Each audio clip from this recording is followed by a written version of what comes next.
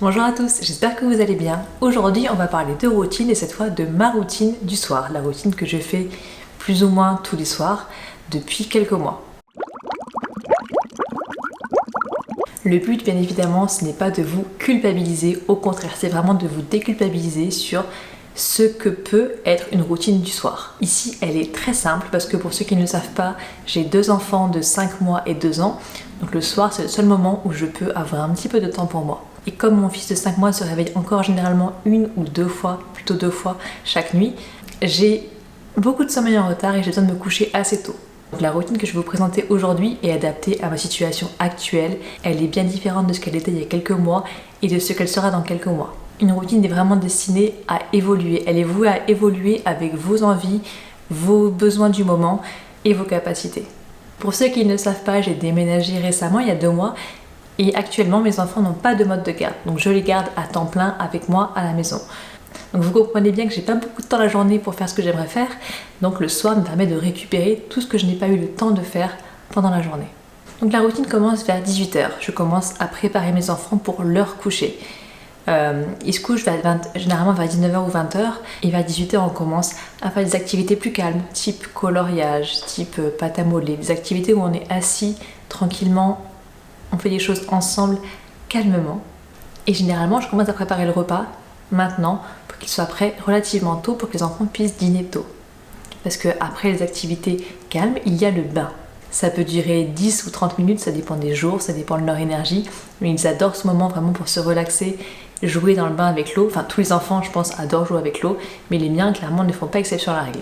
Ensuite, vers 19h, généralement 19h, 19h15, on passe à table. Ma fille mange comme moi, mon fils mange encore des petits pots, donc on est tous les 3 à table. 4 s'il y a mon conjoint qui est à la maison. Pour moi, c'est vraiment un moment important d'être tous ensemble autour d'une table à échanger sur la journée qui s'est passée, sur la journée à venir. C'est vraiment un moment où on peut discuter. Ma fille n'a que 2 ans, bien évidemment, mais elle a quand même conscience que ce moment, c'est un moment quand même qui est privilégié et qu'il faut l'apprécier et le garder.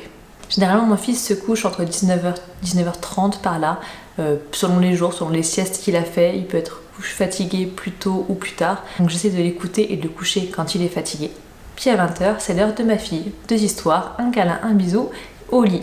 Et ça y est, il est 20h, c'est enfin l'heure d'avoir du temps pour moi. Généralement, je me couche vers 22h. Du coup, j'ai 2 heures devant moi. Et quand même, 2 heures, c'est pas mal. Hein. Je peux pas me plaindre parce que d'avoir 2 heures pour nous, 2 heures pour moi, tous les soirs, plus ou moins, sauf que les enfants sont en mode envie de pleurer le soir. Sinon, c'est vraiment 2 heures tranquilles qui me sont consacrées. Généralement, je consacre 20 à 30 minutes maximum tous les soirs quand les petits sont au lit pour ranger et nettoyer. Parce que je suis maniaque, il faut le dire, mais j'aime pas le matin me lever quand la maison est sale et pas rangée. Retrouver un évier plein de vaisselle au réveil, ça me rend malade. Retrouver des jouets partout quand je me lève, c'est pas agréable. Donc le soir, je prends un petit moment, 15, 20, 30 minutes, uniquement consacré à ranger et à nettoyer. Franchement, passer un petit coup d'éponge sur la plaque de cuisson ou nettoyer la table où on a mangé, ça prend pas beaucoup de temps et clairement ça vous change le matin. Le réveil, que vous avez une maison qui est propre et rangée, vous vous sentez plus serein et vous vous sentez plus calme dès le réveil.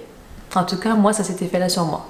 Ensuite, la demi-heure suivante, à peu près 30-40 minutes, sont consacrées à mon travail. Je peux pas travailler la journée à cause de mes enfants. Parfois, j'ai une petite demi-heure dans la journée, comme aujourd'hui, vous voyez, pour faire une vidéo. Mais quand les enfants sont à la sieste, je peux parfois libérer des créneaux. Mais généralement, les enfants n'ont pas des siestes coordonnées. Généralement, quand l'un dort, l'autre est réveillé. Ce qui fait que j'ai pas vraiment de temps pour moi, enfin en tout cas pas suffisamment pour travailler vraiment dans la journée. Donc, le soir, je prends 30 à 40 minutes pour travailler un petit peu. Préparer des cours de yoga, éditer mes vidéos, écrire les articles pour mon blog. Faire des choses comme ça que j'ai pas le temps de faire, qui sont vraiment axées professionnelles et qui me permettent de me sentir quand même un petit peu humaine et d'avoir une activité autre qu'éduquer des enfants. Là, généralement, il est déjà 21h, 21h15. Donc la soirée est déjà bien entamée pour moi qui me couche à 22h. Donc je me consacre 20 à 30 minutes pour faire du yoga ou du sport. Le yoga, la séance peut être plus ou moins dynamique, plus ou moins détente selon les besoins du moment. Si je me sens tendue, je fais une séance de yoga un peu détente, beaucoup d'étirements, des pauses maintenues longtemps et des respirations profondes. Et si je suis quand même pleine d'énergie, je peux me faire une séance un peu plus dynamique ou carrément une séance de renforcement musculaire à la maison. Ça dépend vraiment, j'adapte la séance à mes besoins du moment. Dans tous les cas, c'est jamais une séance avec beaucoup de cardio, des choses comme ça, parce que avant de me coucher, si je fais du sport et que mon rythme cardiaque monte, je dors plus. Donc clairement, je fais une séance dans tous les cas qui peut être intense, mais en termes musculaires, mais pas en termes cardiaques. Je sais pas si vous voyez ce que je veux dire, mais je peux faire une séance où mes cuisses brûlent et mes épaules brûlent et mes bras brûlent, parce qu'ils ont bien travaillé, mais sans avoir un rythme cardiaque qui est élevé. J'espère que je suis claire. Hein. Enfin bref, 20 à 30 minutes consacrées à me vider le corps et l'esprit pour me sentir bien et sereine avant d'aller au lit. Puis je vais aller prendre une douche, me mettre en pyjama. Si je me sens suffisamment motivée, une fois tous les 5-6 ans, je mets de la crème sur le corps. Puis c'est parti, je me mets dans mon lit avec ma liseuse et je passe 15 à 30 minutes à lire le livre du moment. Là, c'est vraiment le moment où je ne pense plus à rien, je me mets dans mon livre et je ne pense plus à la réalité. Je pense que à ce qui se passe dans mon livre, je suis les protagonistes de mon livre et je me relâche. Et généralement, à 22h, 22h15, c'est l'heure où j'éteins les feux et j'espère m'endormir relativement rapidement. Parce que généralement, mon fils commence à pleurer vers 1h, 1h30 du matin pour manger. Donc, ça fait quand même court. Hein. Après, généralement, j'ai un second réveil vers 4h, 4h30, 5h dans le meilleur des cas. Donc, vous comprenez que ma routine est vraiment très simple et très courte parce que je me couche tôt. Mais pour le coup, c'est vraiment une question de survie. Là, parce que si je me couche pas tôt, je vais dormir 2 heures par nuit et je vais être invivable. Donc, clairement, pour pouvoir être une personne et une maman tolérante, ouverte et sympathique, j'ai besoin de me coucher très tôt. Mais la contrepartie, c'est que je me lève aussi très tôt. Donc voilà pour moi. J'espère que cette vidéo vous aura déculpabilisé si vous pensez ne pas en faire assez le soir. Vous voyez, moi je fais pas grand chose. Je ne prends que 2 heures et je fais uniquement ce qui est nécessaire à mon bien-être, à mon bonheur et pas plus. Parce que clairement, j'ai pas beaucoup de temps, donc vraiment je me centre sur l'essentiel. Ce que je dois faire pour mes enfants, ma maison et moi pour que tout le monde soit heureux, en harmonie et en bonne santé. Bien évidemment, cette routine n'est adaptée qu'à moi.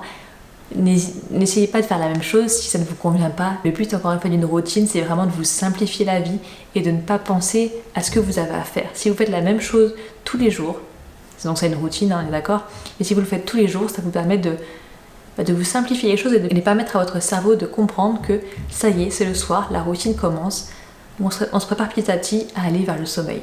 Donc on commence effectivement par le moins sympa, moi personnellement c'est le ménage, et je termine avec le sport, la douche, la lecture, et ça y est, mon corps et mon esprit ont compris qu'il était temps d'aller se coucher, qu'il était l'heure de dormir.